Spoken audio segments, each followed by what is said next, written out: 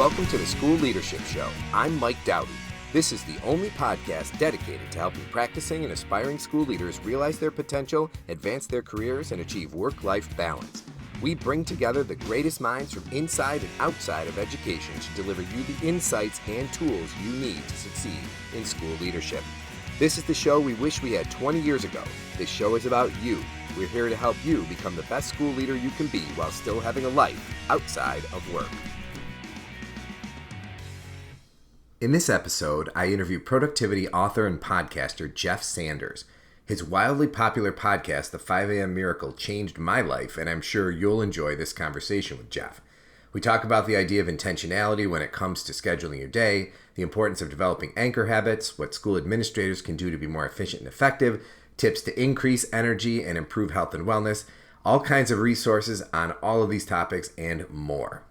More information about Jeff and his work can be found at his website, jeffsanders.com. So I'm here with Jeff Sanders of the 5 a.m. Miracle. And Jeff, could you tell listeners a little bit about your background and your work with the 5 a.m. Miracle? Sure. I have a website at jeffsanders.com where I basically do a lot of blogging, a lot of content creation. I have a podcast that's called The 5 a.m. Miracle that's on iTunes. And that all really started a few years ago when I realized that early mornings were an awesome time to wake up and work on my most important projects. And so that's where it all kind of came from. I was training for a marathon at the time and realized that early mornings were like the optimal time to train and run, but also a good time to work on other projects too. So I was working on, website design and other business ideas, and the whole process of waking up early became this real strong anchor habit in my life. And so that's what it became. It was an ebook and then a podcast, and now it's my whole brand. Now I'm writing a book about it. So there's a lot of fun things that all kind of came out of an early morning process. So that's what I do now.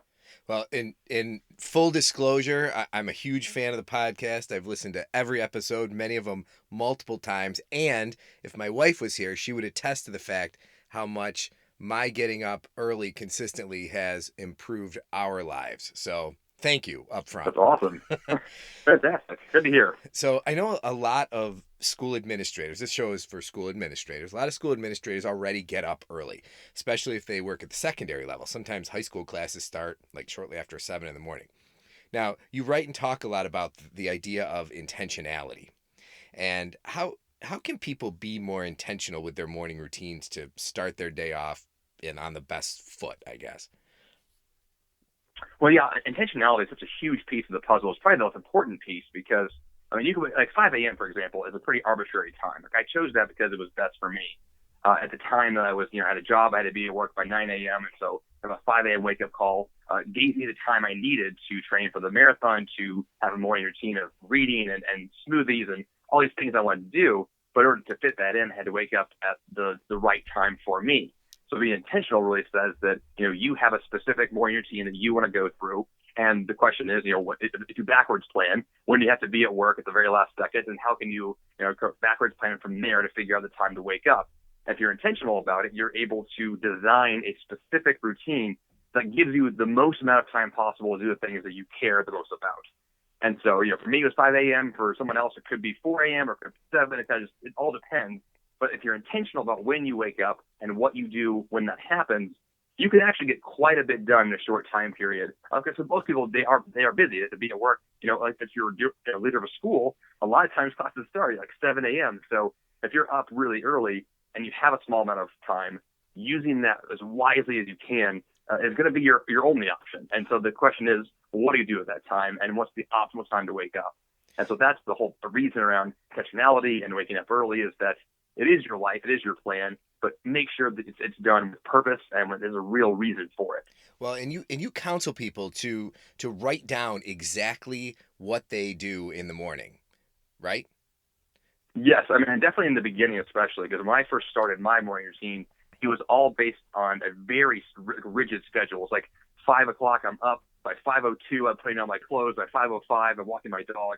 And it was like minute by minute and, very specific, because that's what I needed to make sure that I could form those habits that I wanted to have in place. And after a while, it became, habitual. I have no reason to have that kind of rigidity anymore. But I still have a written plan. And I still have that in place to make sure that I stick to the overall schedule I want to stick to.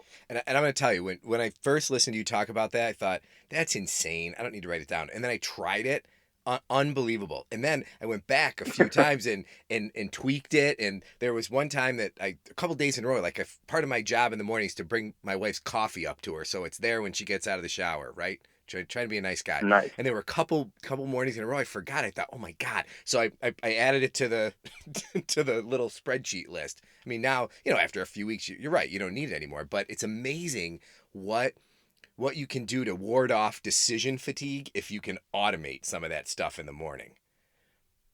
Oh, exactly. And then there's so many small things too, like even just like watering my plants in the morning. That for a long time I thought, well, I'll just wake up and water the plants, but I didn't write it down. So for like 2 weeks I forgot to do it. And of course the plants started to die. I was like, why am I not doing this? It's so simple. So yeah, I just wrote it down, and all of a sudden every morning I water the plants, and then that's it. And they get done. Now they're beautiful and they're alive. And like, it's a small, simple thing, but like that's all it takes. Well, and you talk about too that the intentionality of the morning routine often starts with the evening routine. You want to talk a little bit about that? Yeah, the evening is really where the whole thing begins, because I've said before on my podcast that people they hate hearing it, but it's so true, that if you want to have a 5 a.m. wake up call, you have to be in bed by 9 p.m., which seems so early sometimes, but and that's the whole point, is that if you go to bed early enough, waking up early is not hard at all. And so the real gem is that your evening routine is where everything starts. And so for me personally, that begins with having an 8 p.m. cutoff time. A boundary I have in my life where at 8 p.m. everything's turned off. There's no computer, no phone. I'm done for the day in terms of work. So that way I can guarantee that I have 1 hour before I want to go to bed. And so in that 1 hour, that's what I'm going through my routine. If I'm taking a shower, I'm reading, I'm preparing for sleep. But if I'm not intentional about that time, then waking up is going to be really difficult, because I probably would have stayed up too late. And so this whole process begins with intentionality behind the evening routine. So I have a written plan for that, which then flows into the morning routine. And if both of those are in place, then the whole thing works really well. Well, and it's amazing too, because I started tracking my sleep with a Fitbit like a year and a half ago. And I started the consistent early mornings in January. And I went back and looked at the data. Unbelievable. I get more sleep as a result of it.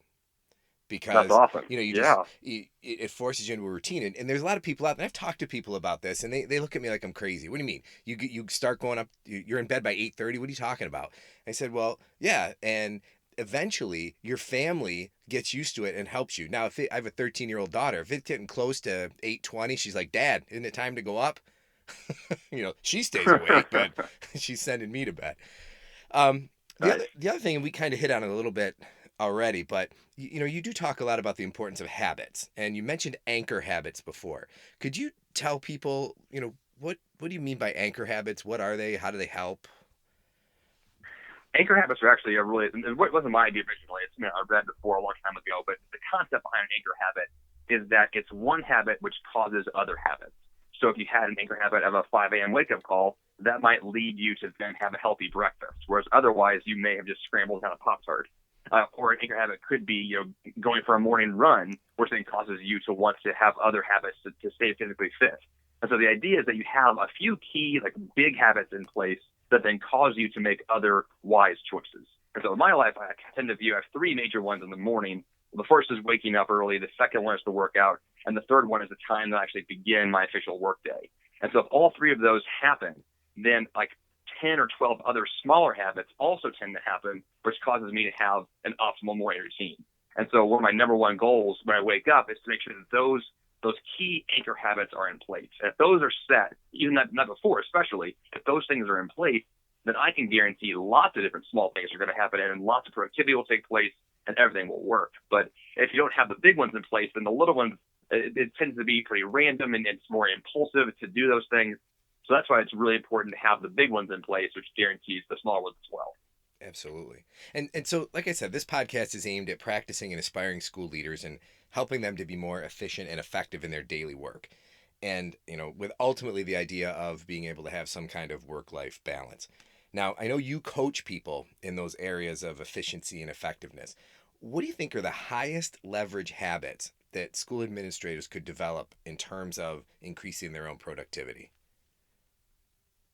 To be more productive, especially I think as a school leader, it really all depends on your long-term goals. This is kind of where I go with all my clients and with all, where everything begins is that end result, and then you backwards plan from there.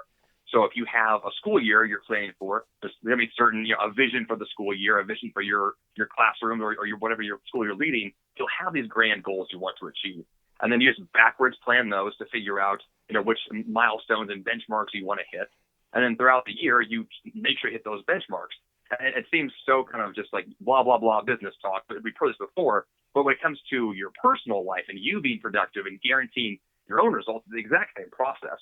That you want to have those same kinds of benchmarks in place, those same kinds of milestones, because if you are personally productive and you have those systems in place to say that I've got a goal that, by the end of the month, I want to have a guaranteed wake-up call and I want to have a healthy fitness habit in place and these other key things, and you monitor your own progress in that, then you're going to be more productive at the office and your school is going to do better and your work life's going to be better because you're intentional with the way you approach your entire day. And so for me, it comes down to assuming, I've got these big goals, I've backwards planned those where I am today, and I have those benchmarks in place. And then every day just asking myself, well, how can I get to that next level? What's the next step in the process? And it's all little tiny stuff. It's all little itty bitty habits that add to those things. But if you don't have those in place in the beginning, there aren't benchmarks, there aren't a grand end goal or vision for what you're doing, then every day is just kind of random. And I see that so much with my clients. They have these kind of vague ideas of where they're headed, but when they write it down and they're intentional about it and they spell it out, and here's where I'm going to be on this date at this time, progress happens and they can see it and measure it, and then it becomes this real tangible thing. And that's the real beauty of this whole system, is that when you're intentional, have a written plan, it comes to life. Like these goals of yours, these visions become much more real. And that to me is the greatest power of the whole thing, is making it real to yourself. Yeah, absolutely. Now, you can't be more efficient and effective if you're not healthy and if you don't have energy. So based on your work and the feedback from your readers, your listeners, your coaching clients, what advice do you have for people who are looking to increase their energy and improve their health and wellness overall? Well, first thing, I tend to approach my entire day with a focus on energy. That's kind of my number one key focal point, because I know that when I have energy, I will be more productive. There's a really strong correlation between those two. If you're really tired, it's hard to get work done, but if you're really energized, it's much easier. And so for me, it starts with the sleep habit. So going to bed early, waking up early, that's kind of the foundation for the whole thing, which then for me leads into a very specific morning routine that's based on nutrition and fitness. And so every morning I have a liter of water, which is, being hydrated is extremely powerful for me, and for other people too. But like having the water, having a morning smoothie, having a quick morning workout, if I can get those key pieces in place, that sets a foundation for the rest of my day to then be much more energized. And I maintain those throughout the day too. So I'm, drinking a lot of water, making sure I'm eating healthy, staying physically active. I have a standing desk, so I walk around and I stand all day. And those kinds of little things you can, piece into your day, regardless of where you work or what you do. For most people, it's actually very easy to drink more water and to walk around more and have those fitness habits, those physical health pieces in place, which make you more energized as the day progresses, which then makes you more productive. So for me, that's what it always comes back to, is how can I be more energetic and be healthier? Because I know that's going to make me get a lot more done in the day.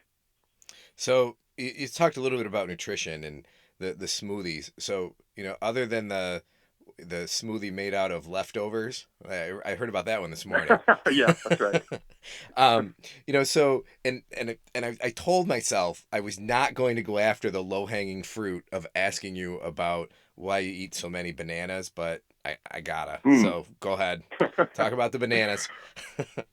Sure. Well, I mean, I'm a raw vegan, which what that basically means is most of my diet is probably smoothies. It's fresh fruits and vegetables, mostly fruit. Tend to be what I get, a lot of salads as well. But in that process, the last few years of eating healthier, I landed on bananas as one of my favorite foods. And lots of other athletes and raw vegans eat a lot of bananas, but some of them eat extreme amounts because it's really powerful for training for marathons or triathlons or other major endurance events. So for me, bananas became this go-to food source for energy, and they're so tasty and portable, and I love bananas just all around. But they became just so normal for me that I just began eating them in large quantities. So now my usual breakfast is about 12 bananas in a blender that I blend up, and that's my smoothie. I have more bananas throughout the day. So an average day for me is between 15 and 20 bananas. When I'm training for marathons, it could be 30 bananas a day or more. It really just depends on what I'm doing. But yes, I do love bananas. That's awesome. And wow, okay. Now, do people? This is gonna come. I'm sure it's gonna come out wrong when I say it, so I'm just gonna put it right out there. The whole raw vegan thing. All right, and you've been at it for how long? About 5 years. About 5 years. Okay. And do you still get funny looks from people? Like, Oh, constantly. yeah. Oh, yeah. I think just being a vegan in today's world is easier than it used to be, for sure. But you're still the odd man out in the conversation. If I go anywhere, I'm the only vegan, and that's just kind of how it goes. But that's part of the process, and I'm fine with it now. But it took a while to get used to, for sure. So you work pretty long hours. Once folks cruise around your website, if they haven't already, they're gonna see. I mean, you produce a lot of content. You obviously very, very productive. So I can imagine the long hours that you spend creating and producing all that content. What happens, or what habits maybe that you haven't already mentioned have you personally developed to make you more efficient and effective in that work? The work that I do is work that I live, and I do these things I talk about. And so one of the most important things for me in terms of effectiveness and efficiency is I plan everything in advance, and I make sure that whatever I'm planning is based on how I live. And so my blog posts, my podcast episodes, the books that I write, the work that I do, tends to be my personal experience, which makes it a lot easier to produce that kind of content. Because in the past, I've tried to do things that are based on things I don't quite know about that well yet. And it's kind of a lie. It's not real. It's a lot harder to produce content when you're making stuff up.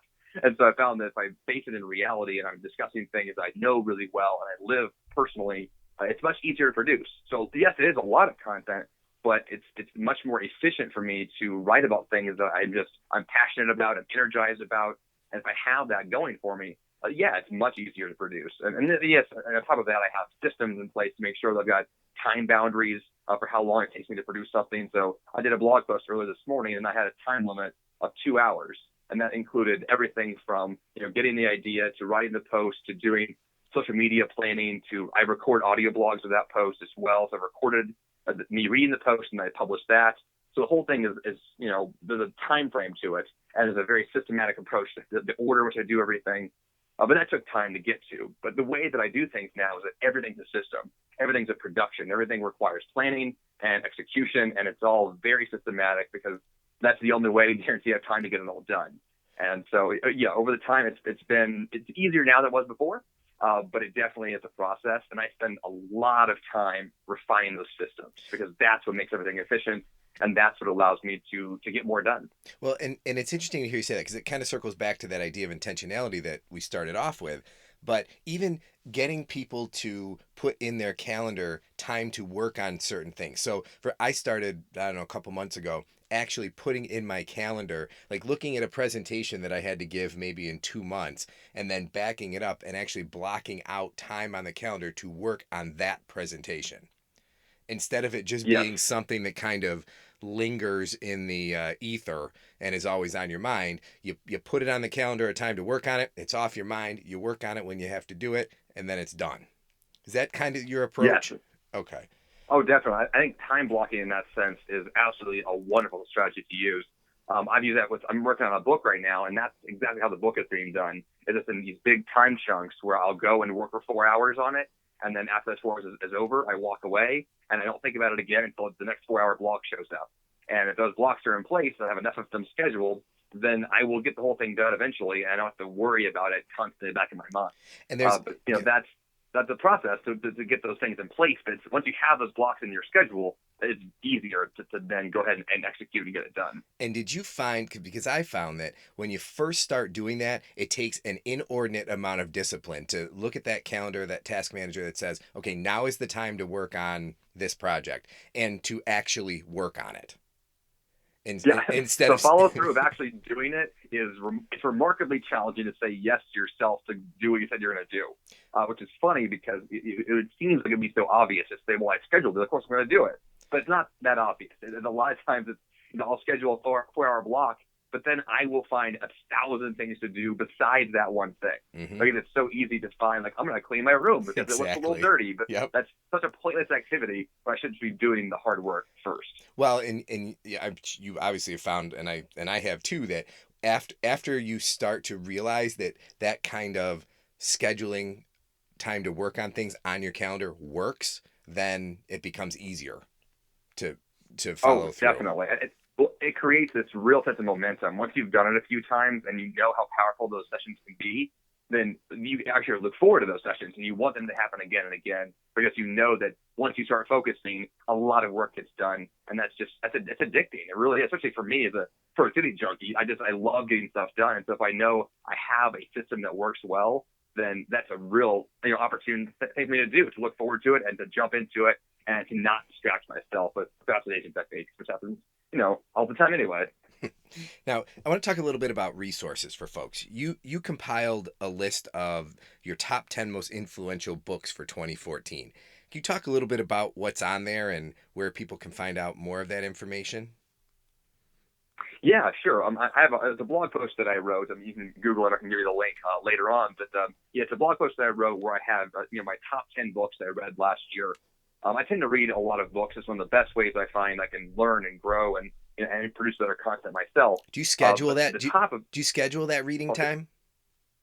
The time? Yeah, my reading time tends to be mornings and evenings. It could be one or the other. It kind of depends on the day. I like to begin the day and end the day with reading if I can. And so before I go work out in the morning, I'll read for about 20 to 30 minutes.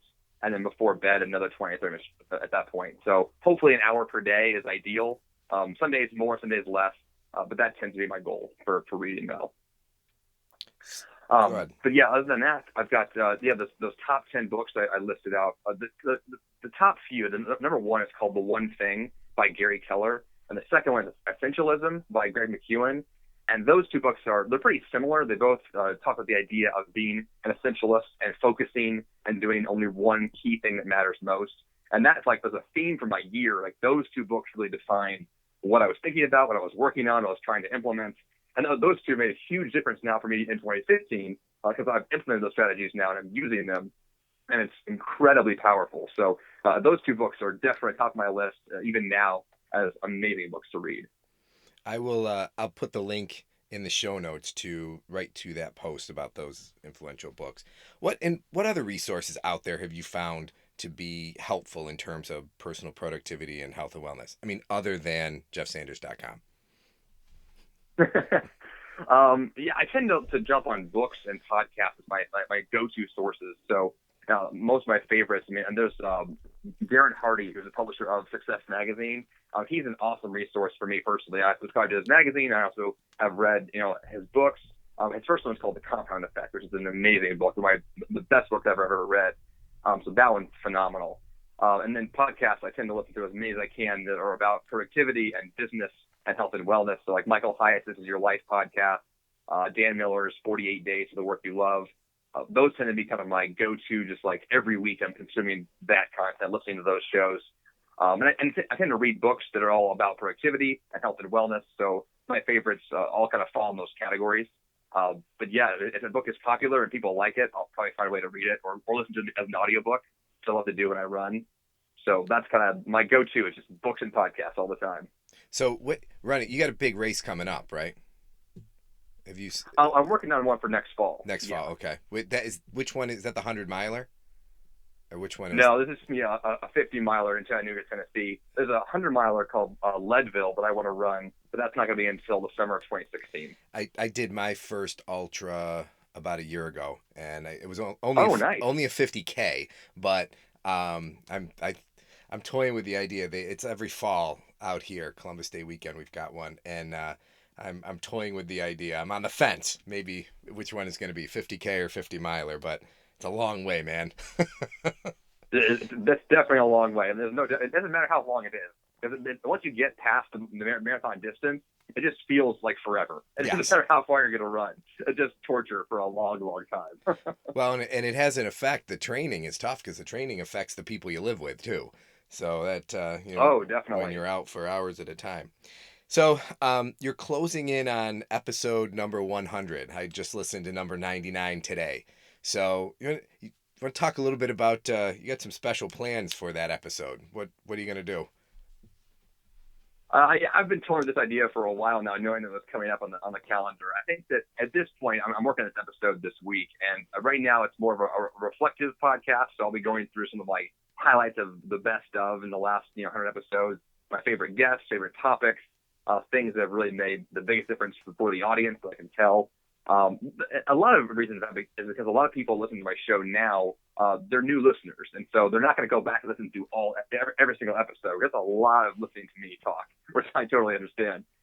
So what I would like to be able to do is offer kind of a top 10 list, like here's the best of the best for this topic, or this kind of an area if you want to grow.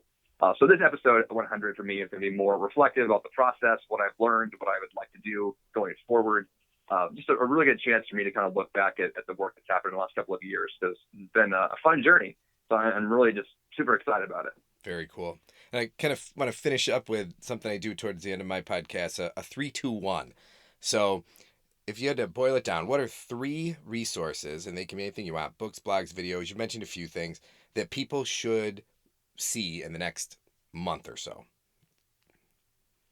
There's a video from Earl Nightingale that I have listed on my blog somewhere. It's called The Strangest Secret. And I say the video. It's actually, I think it's an audio recording turned into a video.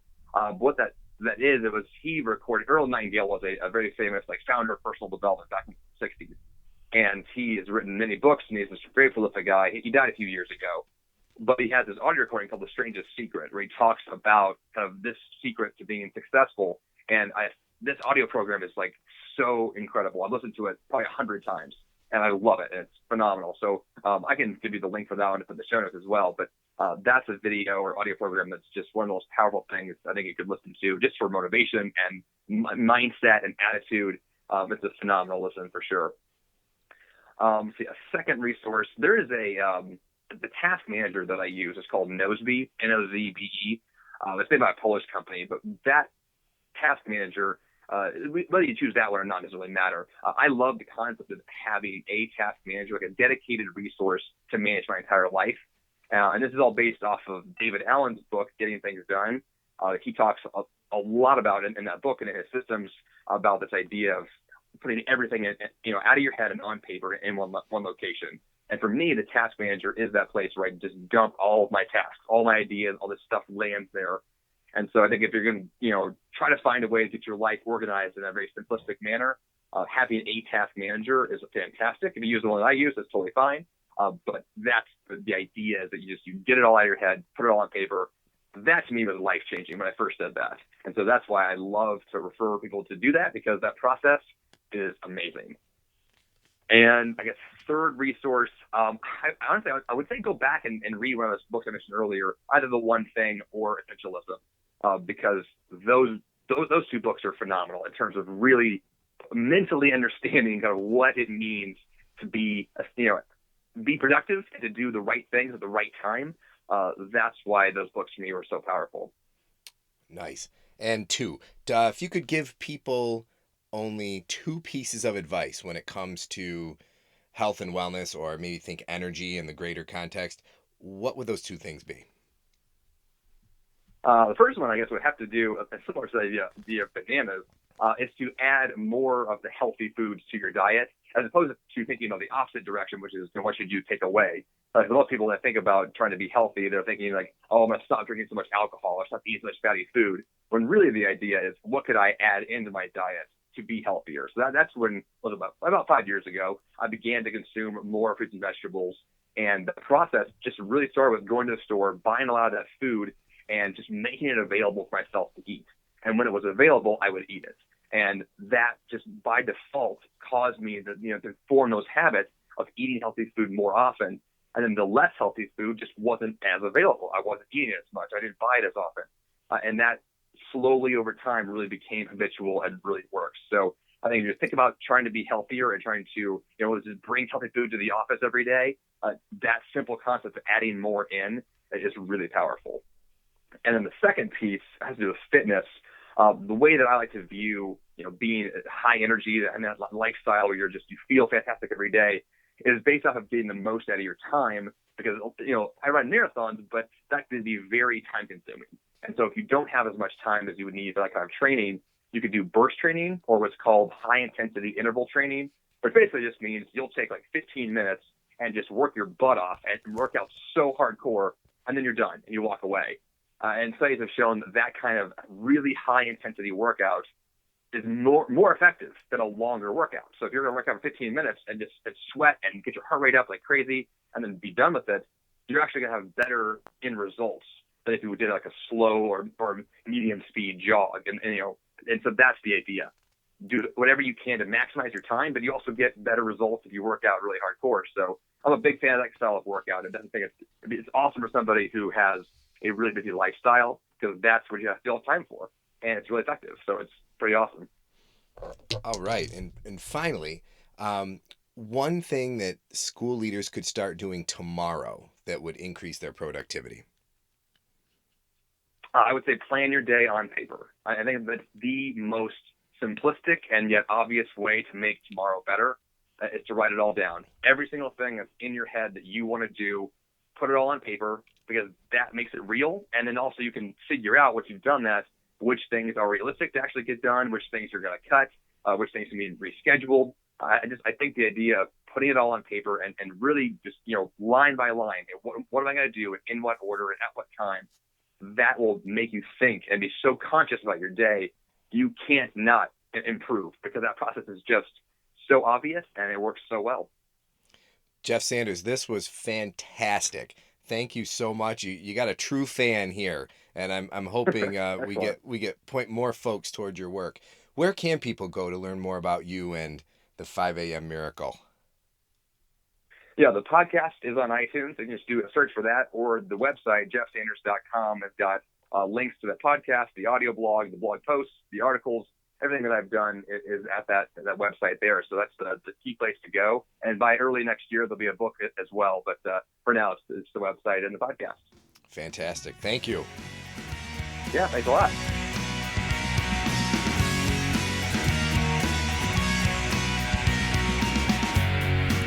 Thanks for listening to the School Leadership Show, a podcast for aspiring and practicing school leaders by school leaders. Send your comments, questions, and show ideas to mike@schoolleadershipshow.com. Consider rating the podcast in iTunes and leaving a comment. And please pass the show along to your colleagues.